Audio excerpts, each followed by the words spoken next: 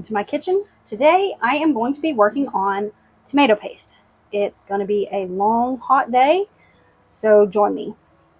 Actually, my husband is home sick today, so I'm probably going to end up doing voiceover for most of the video, just so he doesn't hear me talking um, all morning long while he's trying to sleep. Let's get started. I went out in the garden early to finish picking my tomatoes. I have a mix of all kinds in there. I've got some cherry, I've got some tom tomatoes, I've got some early boys, just a large different mix of tomatoes.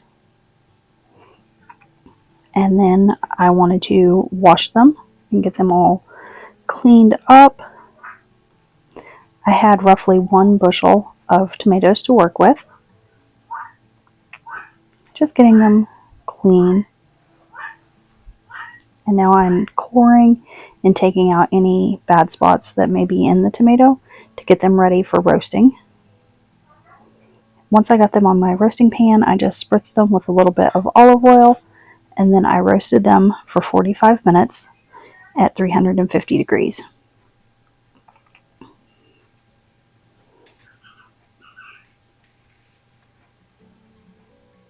You just want to roast them long enough that skins can split open and the liquids start coming out of your tomatoes.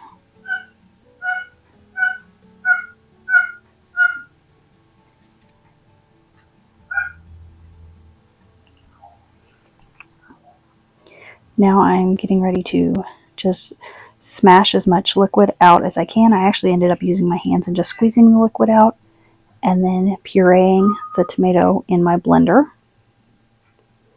And after I did that, I added it to my crock pot to cook down.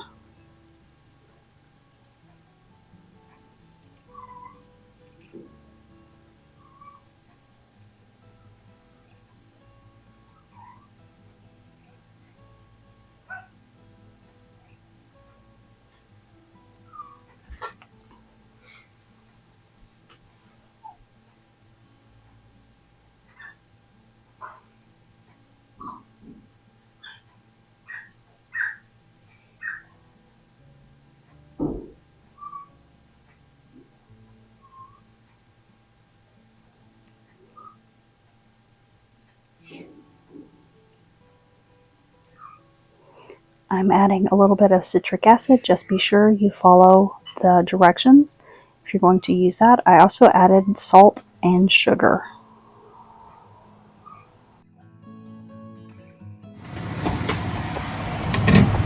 This has been cooking on low for about 24 hours, so we're getting there. We are getting there, slowly but surely.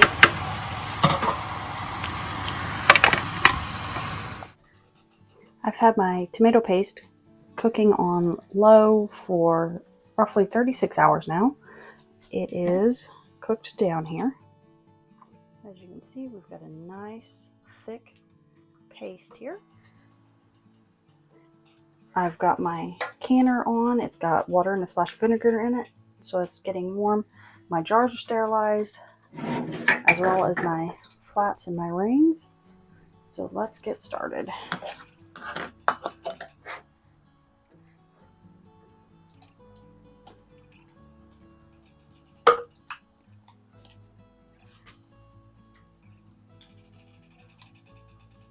The paste is hot, so be careful so you don't burn yourself. You just want to pack it down in your jars.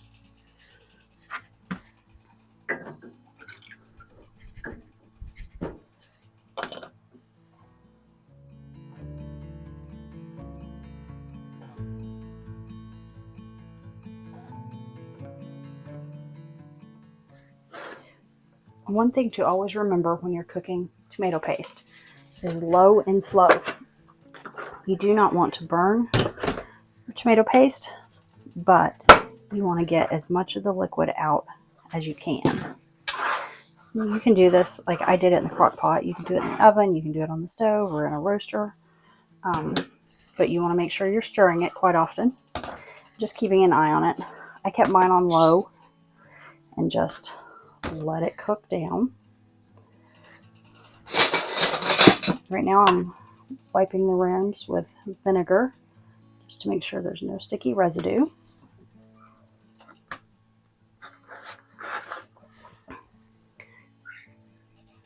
And these will process in a water bath for 15 minutes.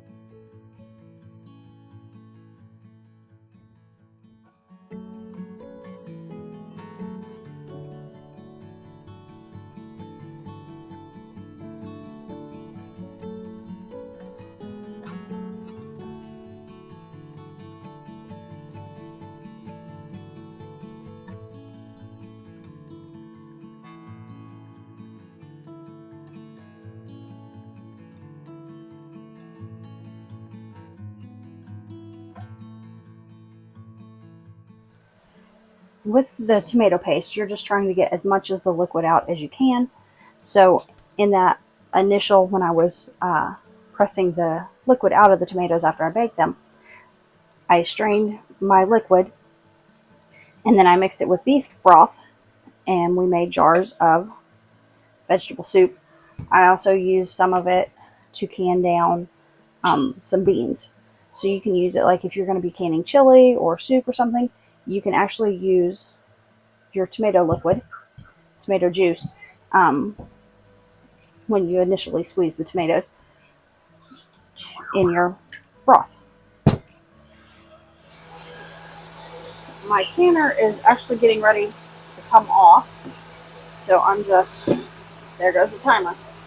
Turn my stove off, and I will let that temperature come down just a little bit, and then I'll pull it off the stove and I'll get these last few jars in.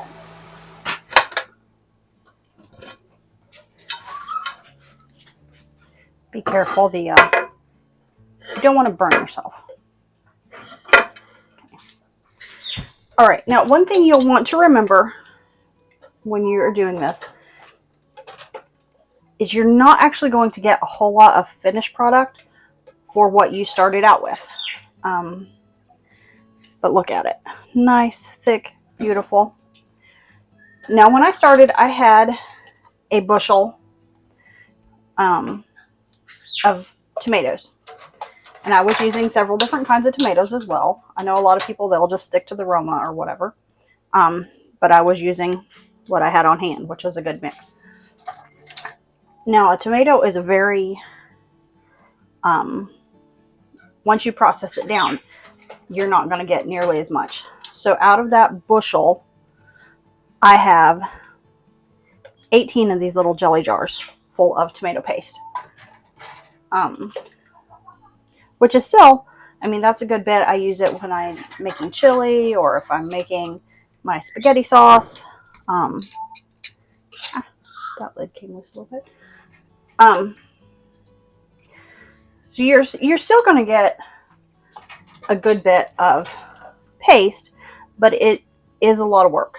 It's, you know, roasting them down and then, you know, pressing the liquid out. If I did it by hand, I just squeezed them.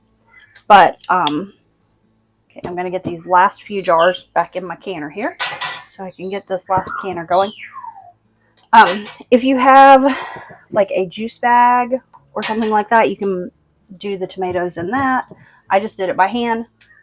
And then I put them in my crock pot, which it wouldn't have taken as long to cook them down if I had only did half a bushel at a time.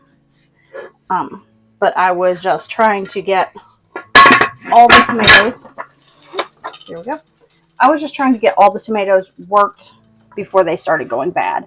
So that's why it took so long to roast it down in the crock pot.